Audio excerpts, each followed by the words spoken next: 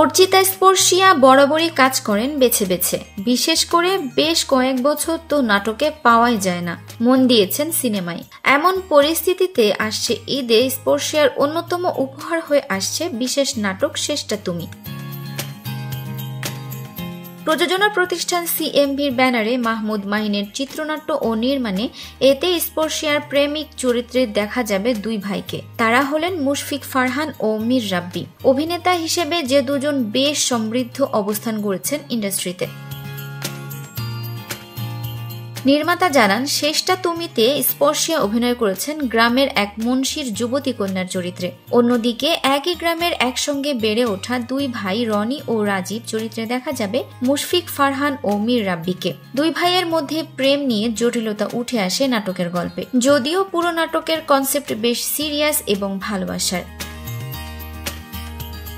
নির্মাতা মনে করেন এটি সমাজ, সংসার, প্রেম ও ক্রোধের গল্প। গল্পটা বেশ সিরিয়াস। চিত্রনাট্যে অনেকগুলো উত্থান পতন আছে। শিল্পীরা সেই চরিত্রের মধ্যে মিশে গেছেন। আশা করছি দর্শকরাও কাজটি দেখে স্বস্তি পাবেন। প্রযোজক এসকে শাহেদ আলী পাপ্পু জানান, শেষটা তুমি সহ রোজার ঈদে সিএমভির ব্যানারে মুক্তি পাচ্ছে 20টি বিশেষ নাটক, যা প্রতিষ্ঠানটির ইউটিউব চ্যানেলে ধারাবাহিকভাবে উন্মুক্ত হবে চাঁদ রাত থেকে।